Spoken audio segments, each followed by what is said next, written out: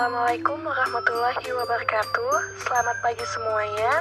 Perkenalkan, kami dari kelompok 3 yang terdiri dari saya sendiri, Sarin Sabati, dan rekan saya Ramadhani Laila Fitri dan Salsabila. Di sini kami akan mempresentasikan sebuah makalah yang berjudul Prinsip-prinsip dan Fungsi Manajemen. Biar lebih semangat, kita salam TLM ITL Trisakti dulu ya. Salam TLM ITL Trisakti 95731, belajar sukses. Langsung aja kita masuk ke materi yang pertama yang akan dibacakan oleh rekan saya, yaitu Ramadhani. Untuk waktu dan tempat dipersilakan. Baiklah, terima kasih kepada saudari Syarin atas waktunya. Langsung saja di sini saya akan menjelaskan pengertian manajemen dan bisnis.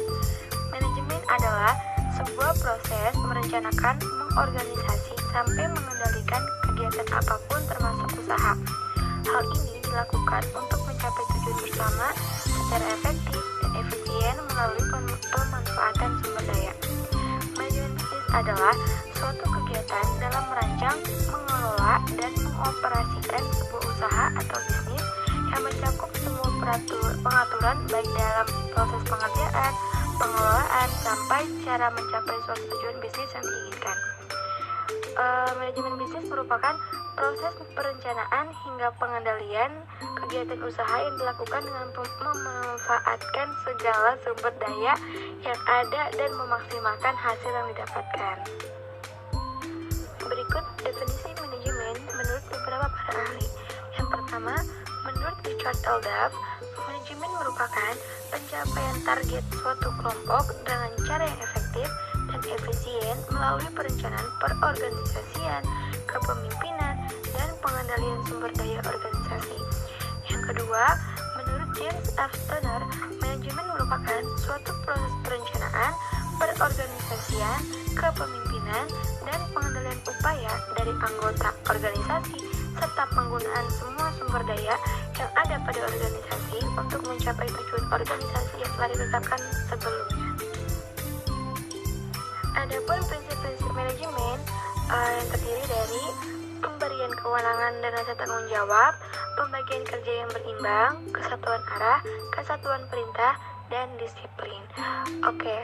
Slide selanjutnya yang akan dibacakan oleh rekan saya, saudari Sarin Sabati. Waktunya dipersilakan. Baiklah, kita masuk ke materi selanjutnya, yaitu fungsi manajemen. Yang pertama ada perencanaan atau planning. Perencanaan menjadi fungsi manajerial yang pertama, sebab fungsi ini ada sebelum aktivitas dilakukan. Dalam teori Henry Fayol, perencanaan menjadi fungsi yang paling sulit dibandingkan dengan fungsi-fungsi manajemen lainnya, sebab membutuhkan partisipasi aktif dari seluruh elemen organisasi. Yang kedua ada organisasian atau organizing. Pengorganisasian menjadi fungsi manajemen setelah perencanaan. Fungsi ini menggabungkan antara perencanaan dengan sumber daya yang ada untuk mencapai tujuan organisasi. Seorang manajer akan menggunakan rencana yang telah disusun dan mengatur sumber daya yang ada untuk tugas yang tepat. Yang ketiga ada kepegawaian atau staffing. Kepegawaian memiliki keterkaitan erat dengan organisasian, di mana keduanya berfokus pada penyediaan staf yang sesuai untuk tugas tertentu. Kepegawaian bertujuan untuk memastikan bahwa setiap pekerja dalam operasional organisasi dilakukan oleh orang yang tepat, sehingga mampu mendukung tercapai tujuan yang ditetapkan. Yang keempat ada pengarahan atau kepemimpinan. Staf yang memadai baik secara kualitas maupun kuantitas belum tentu mampu bekerja secara terarah pada upaya pencapaian tujuan organisasi. Oleh sebab itu, fungsi pengarahan di sini sangat dibutuhkan. Fungsi pengarahan berkaitan erat dengan leadership atau kepemimpinan, komunikasi, motivasi, dan pengawasan, sehingga staf dapat melakukan pekerjaannya secara efektif dan efisien. Yang kelima, pengendalian. Pengendalian menjadi fungsi manajemen yang terakhir. Fungsi ini memastikan keempat fungsi lainnya sudah berjalan dengan track yang benar, yakni mengarah pada pencapaian tujuan yang telah ditetapkan. Pengendalian merupakan proses pemeriksaan terhadap progres dari setiap aktivitas operasional yang dilakukan dalam organisasi. Dengan diterapkannya fungsi pengendalian, maka dapat diketahui jika terdapat penyimpangan atau ketidaksesuaian sehingga bisa segera diambil tindakan pencegahan agar tidak mengganggu upaya pencapaian tujuan organisasi. Selanjutnya ada peran manajemen dan bisnis. Yang pertama ada peran interpersonal. Peran interpersonal dilakukan manajer berhubungan dengan karyawan dan orang-orang di sekitarnya. Peran interpersonal meliputi 1. Figurehead, yaitu kewajiban pemimpin untuk mengikuti acara-acara sebagai wakil perusahaan. Yang kedua ada leader, yaitu manajer berperan sebagai pemimpin untuk memacu kinerja karyawan. Yang ketiga ada liaison, yaitu peran manajer dalam berhubungan dengan pihak lain di luar hubungan atasan dan bawahan. Selanjutnya akan dibacakan oleh rekan saya, yaitu Salsa. 2. Peran informasi.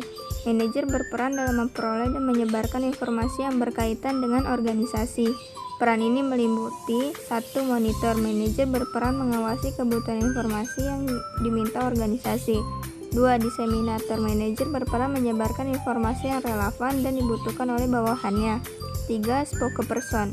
Manajer berperan sebagai juru bicara perusahaan kepada pihak lain yang membutuhkan informasi. 3. Peran pengambil keputusan. Sebagai pemimpin harus dapat mengambil keputusan yang tepat. Peran manajer sebagai pengambil keputusan meliputi entrepreneur, yaitu manajer perlu memiliki sikap kreatif dan berjiwa kewirausahaan dalam pengembangan organisasi. 2. Disturbance handler. Manajer berperan dalam menangani permasalahan ataupun konflik yang timbul dalam organisasi. 3. Resource allocator. Manajer berperan dalam menentukan alokasi sumber daya yang dimiliki sehingga dapat digunakan dengan optimal. Kesimpulan dari semua makalah yaitu dalam suatu organisasi diperlukan adanya fungsi dan prinsip manajemen untuk menjalankan suatu kegiatan atau tujuan dari suatu organisasi agar bisa berjalan dengan baik dan teratur dengan menerapkan fungsi dan prinsip manajemen tersebut dengan baik dan benar. Dan diharapkan juga materi ini bisa membantu kita semua agar lebih memahami tentang prinsip dan fungsi dari suatu manajemen. Saran. Adapun saran yang dapat disampaikan adalah hendaknya makalah ini dijadikan pengetahuan tambahan yang dapat memotivasi dan memberikan informasi tambahan tentang ilmu manajemen. Apapun alasannya, prinsip dan fungsi manajemen sangat bermanfaat dalam segala hal, termasuk untuk diri sendiri.